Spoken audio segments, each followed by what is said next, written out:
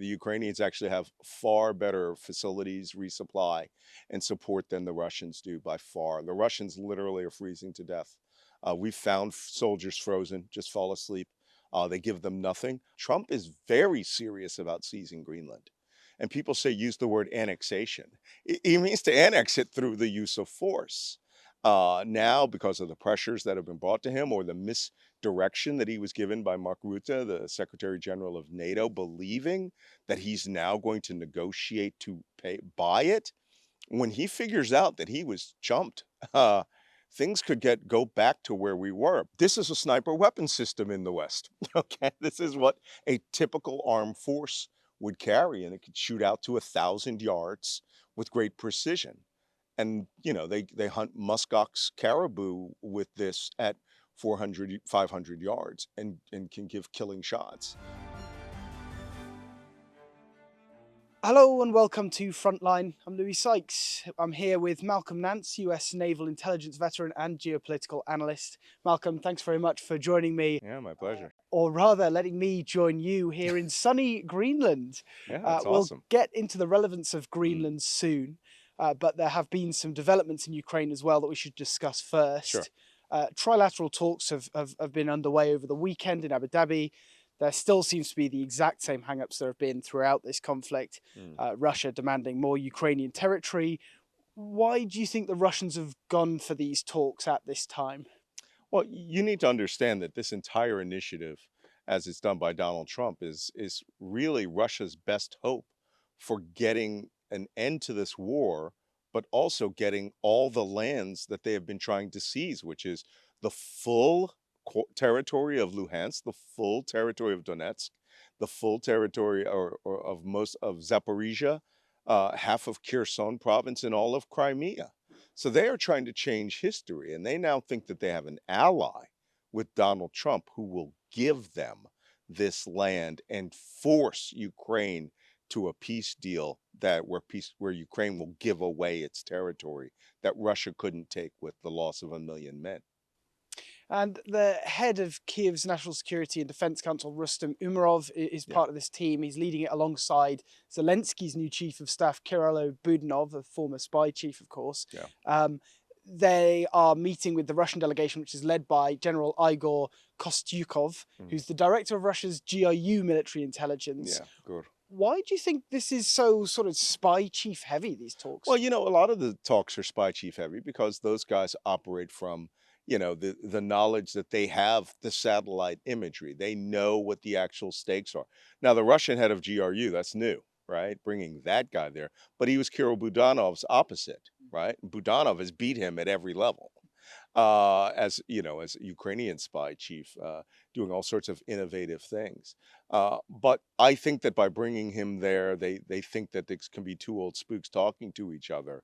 That's not going to play. And look, if I were Butanov, and Rostov, the Ukrainians, I would be making absolutely sure that they're not up to their usual mischief. Maybe he's going to try to poison them personally. Who knows? And Kirill Dmitriev is also there meeting US Mm, envoy Steve Witkoff, but that seems to be separate from these actual main sort of war negotiations. sure. Should the Ukrainians worry about being cut out of those talks, or are they going to be pretty happy to get some distance between themselves and Dmitriev and Witkoff? Look, you have to understand, whatever's going on with Steve Witkoff, it's a real estate deal. This guy's a billionaire real estate developer. He has met Putin more than any world leader ever has, other than maybe the head of Belarus, right, Lukashenko. So, he thinks that he's going to be able to sell Ukraine to Russia. And this is why Putin tolerates him, why he puts up with him, why he, honors him and praises him. And he's got Witkoff eating out of his palm, and Witkoff thinks that he's gonna help Donald Trump get the Nobel Prize for solving this war. I was a Ukrainian army legionnaire. I fought on the Kharkiv front. And let me tell you something, if Ukrainians get the ability to break that Russian line, they're going to take it. No one is going to negotiate away Ukrainian land after they've paid tens of thousands of deaths of civilians and soldiers for it. And there are some reports today that the Russians feel they've been sort of pressured into these talks by the US. Mark Galeotti writing in the Times today saying that sources from Russia had hoped to get some kind of commitment to territorial concessions first. That seems believable, the idea that the Russians didn't want to talk unless someone was going to give them something else from Ukraine. Um, do you think they're worried about these talks getting ahead of them? Well, who, the Russians? Mm. Look, the Russians always come to a position with maximalist intentions. Look, these talks between Witkoff and Dmitriev may as well be between Ribbentrop and you know Molotov. Molotov, right, in 1939, because that's essentially what it is: two enemy powers. And Ukraine now does not really have the United States on its side the way it has. It is no longer concerned about Ukraine's liberty or its embrace of democracy or that it's the front cutting edge of freedom in Eastern Europe. It's about a cash deal where the United States gets to, you recall that one of the original points was the United States would get 50% of all minerals, and resources found in those regions of Ukraine. The Russians are being pressured into anything. They'll send men out to die day after day. They'll kill Ukrainian citizens and launch thousands of missiles per night into Ukraine, which they've been doing for now well over 4 years. They don't care one way or the other. They're just here by using these maximalist demands. They are pressuring Trump into believing that that Nobel Prize at the end of the stick is just there if he can just beat the Ukrainians into giving them concessions. And by asking for the maximum on their side, if they get 10% of what they want, they win. Uh, Meanwhile, Zelensky has been talking more about the US backed security guarantees that would come if some sort of ceasefire or halt to this war does eventually arrive. He says they're 100% ready, that the Ukrainians are willing to sign. The Russians aren't going to be happy about that, are they? I, That Europe has promised troops, America has said they're going to back security yeah, but guarantees. I think you've overstated Ukraine's willingness to sign anything. Don't forget that he also said that this, whatever deal, would have to go before a referendum of the entire Ukrainian people. Zelensky is not ready to sign. Zelensky is playing a corrupt dictator. He knows about corruption. So when he talks about, the United States security guarantees, he's essentially saying, now I want you to promise, not promise, you will commit to putting tens of thousands of US soldiers between Russia and Ukraine, where they could die on the zero line, stepping on mines or anything, by giving that as a maximalist pressure. And I'm willing to cut deals, but make a referendum. He forces Trump into a position he doesn't want to be in. But he knows how to deal with dictators, and Trump, being essentially a dictator, is not going to make that deal. Ukraine's security concessions are only going to be when Ukraine wins this war and, whether it's with the United States or not, joins NATO, because they bring to NATO the largest trained, most skilled army in the world right now. And during those talks in Abu Dhabi, there was another drone and missile attack on Kiev, the Every night, latest of many. It's every happening. night. Yeah. There has never been a day where Yeah. there has not been a drone and missile attack on the Kiev. Yeah, it's a serious situation for Kiev at the moment as well. Many houses without heating or water. It's Mhm. regularly all the way down to like 15 degrees Celsius. You've lived in Ukraine. Yeah. You currently live in Canada, where it's similar temperatures at the moment, 15 and lower, Mhm. minus 15 and lower. How dangerous will that be for residents in Ukraine? Well, the Ukrainians are used to it, but it's dangerous. People will die because of the lack of power, the lack of water, the lack of heating. The Russians understand this, which is why every night they are attacking almost strictly power plants. But the Ukrainians have gone through these winters before with the exact same numbers of siege. We could have said this last year. And the year before, and the year before, and they've persisted. And that's the whole point. They're very resilient and they're extremely adaptive. And how difficult will it be at the moment as well, given the condition? Because this is a worse winter than we've seen in the last few Yeah, years, is in what we're in the hearing. West as well. How difficult is that going to be on the front line? You've fought in the Oh Ukrainian yeah. winter, I believe. How tricky is that going to be for troops sitting in a trench? It's hard, but I got to tell you something. The Ukrainians actually have far better facilities, resupply, and support than the Russians do by far. The Russians literally are freezing to death. We found soldiers frozen, just fall asleep. They give them nothing. I just paid several $100s to get my battalion's forward command post wood, right? Several cords of wood. And, these guys are like living very comfortably with wood stoves down in their dugouts and everything. And they have very fine defensive positions, but it is hardship. You still got to get food, you still got to get water, you got to generate electricity in a harsh environment. And when time comes, you might have to have a very hot contact. But again, this is the difference between the Russians. The Russians don't want to be there. The Ukrainians want to be there, and they're willing to fight and to defend their families. The Ukrainian military, in many ways, it's the same as when you were there fighting. Yeah. In many ways, it has changed and modernized quite a bit. Yes. I'm thinking of Azov Corps, Third Army Corps, these groups within the Ukrainian military that are fighting like NATO units would Right. fight. Mhm. How impressed? What have you made of some of the successes of the Ukrainian troops fighting? I'm thinking of Kupiansk, Right. which you were involved in liberating at Yeah, one I point as seized it well. twice. They've exactly they've blunted a Russian offensive there recently. We've seen this. Obliterated it, quite Yeah. obvious, What honestly. do you make of this modernization? Do you think the Ukrainians are going in the right direction here? I think more importantly, I mean, it's not about using NATO tactics. It's Mhm. about Ukraine developing tactics that work for Ukraine that NATO will eventually have to develop. I don't know if any your watchers have ever seen the photographs of the cobweb villages. Yeah. These villages where you have thousands of strings of fiber optic line that have gone over them, which represents each line representing a drone that went off and blew up somebody and covered in a fine mesh of these fiber optic webs. That is the adaptability of what's happened here. The Ukrainians are far more adaptive at warfare than the Russians are. The Russians are still doing after 4 years meat attacks where they just throw you out there like it's like it's World War II.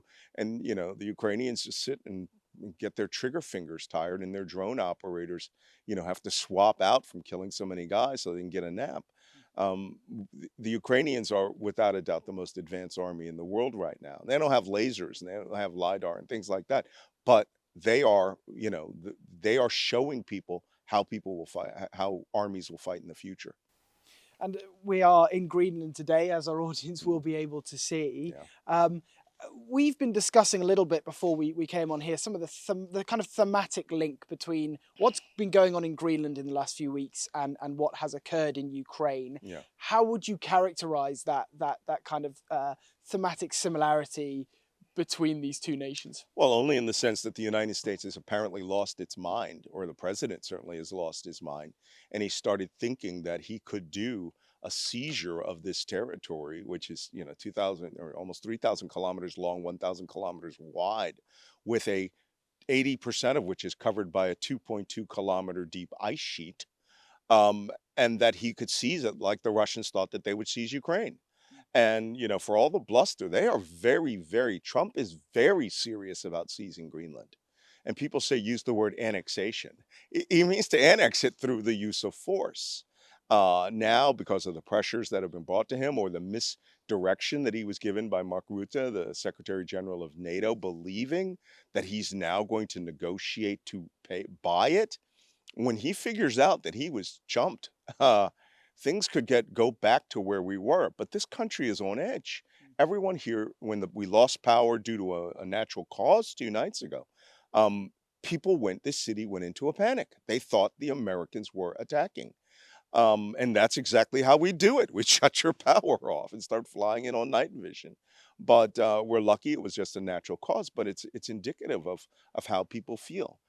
Trump is treating this like his, an imperialist hegemon, right? He is going to take it because he wants it, and he's doing it for his own expansion and his own ego. What do you think? What do you think was the reason that Trump has backed down publicly from that statement that he did want to use military I think power? there were a lot of internal pressures, economic pressures that people aren't talking about. An invasion of Greenland wouldn't have an 800-point drop in the stock market. It would have 20,000 points drop. It would get so bad that they would stop trading immediately. You would see the collapse of the American economy overnight. All trade to the United States would end the next day. Every airline in the world would stop flying to the United States because you would be in a state of the United States versus NATO war. Because that's what it would be. You could even see a scenario where Trump, like the Japanese on December 7th, 1941, would start making moves to withdraw from NATO, invoking Article 13. And then as soon as it's signed, as soon as they agree that they're out, US forces attack. People here are terrified of all of this. And this is one of the most peaceful environments. I hate to say it, to use a popular fiction analogy, but they're sort of like Ewoks, right? These are peaceful, tribal people who live in a subsistence, fishing survival society with no history of animosity between tribes, much less foreign forces. In fact, they've invited and treated the explorers who founded the North Pole, have become part of the family here in Greenland. And then we get this, you're going to land, invade, and take their land. Well, they have something to say about it too. Indeed, and we've also seen a continued build-up of Danish forces on the Right. island. We understand there are also other Multinational. Yeah. European. Yeah, there's a multinational force here. We've seen some of those Danish forces here over the last few days. How might the US read that? Because there are reports that some of Trump's more aggressive language came out of some sort of misunderstanding of what European troops were doing. Yeah, in but Greenland. it was backwards. Yeah. Trump, this is what's weird about him. He only absorbs the information that he wants to absorb when he wants to absorb it. And then he sees things and he acts like, like it just occurred. There were no buildup of troops here prior to his threats. And then when the troops came here to conduct an exercise, which would give him what they were asking for, which is security guarantee that the United States would be aiding in the or Denmark would be aiding in the security of the Arctic. He took it as a personal affront and said, "Oh, we've only said this because Denmark's building up the forces in Greenland." That tells me that he's terrified his plan to take it was foiled by the presence of foreign troops on this land. Now, despite what the Danes say, this is a deterrence deployment. Okay, pardon my language. This is a deterrence deployment. He brought people here. People came here to show that the United States, that they had the ability to operate in this environment on the ice caps and the cities and the airports and the harbors, bringing armed NATO soldiers here. And it apparently has worked, but we'll see when he figures out that there is no deal between Greenland and Denmark. It was a promise done at a conference with a NATO command, NATO Supreme Secretary General. I think that this problem will come right back onto the table. And we've been speaking to locals here about how they feel about it. Of course, as you say, there is a level of frightenedness, absolutely, about the idea of American troops, landing on Greenland and starting some sort of conflict. It's also not gone unnoticed the access to weapons among the locals here, has it? It is notable when we talk about deterrence and capabilities. There is a significant spread. There is a pretty wide access to firearms among everyone in Greenland, military or non-military. Mm-hmm. Yeah, that's very true. I mean, this is a country of 57,000 people. There are 35,000 firearms, long rifles here. As a matter of fact, we have an example of one that will show, which belongs to a Greenlander, and this is what they hunt: muskox. This is a naturalist hunting society. Muskox, seal, walrus, caribou, reindeer, which is what they survive on. And everyone here hunts. Everyone here shoots. Everyone here is a skilled marksman. And it's a factor that, any invasion force would have to take. We've met people here that said that they would fight. We've met people here that said that they absolutely wouldn't fight. But when people are shooting at your families, your children, there's a possibility that people will take up arms. And as you say, we've got an example of one of these rifles with us here today. Shall we take a look? Sure. And we can show people. 6.5 Creedmoor. There you go. If we lay it down here. Okay. Well, nice. And suppressors here are not illegal, like, are not restricted like they are in the United States. With a bipod, you know, it's 6.5 Creedmoor, Hmm. which is a very strong, powerful round. It also doesn't have a lot of kick. Hmm. So it's a very comfortable round with, you know, this one has a 10 power optic. It's going to have a 25 power optic on it. This is a sniper weapon system in the West. Okay. This is what a typical armed force would carry, and it could shoot out to 1,000 yards with great precision. And, you know, they hunt muskox caribou with this at 400, 500 yards and can give killing shots. So this is a factor that Hmm. any armed force would have to contend with. And I'm sure some of the cooler heads on the Joint Chiefs would be saying, hey, maybe this is one of those things that we should we should make sure that we don't have to contend with, you know, indigenous peoples who are angry at us. Absolutely, absolutely. Well, Malcolm, it's been an absolutely enlightening chat, as it always is when we discuss these things. Thank you very much for joining me again on Frontline Well, from Greenland. from Greenland. Thank you. It's my pleasure. Thanks.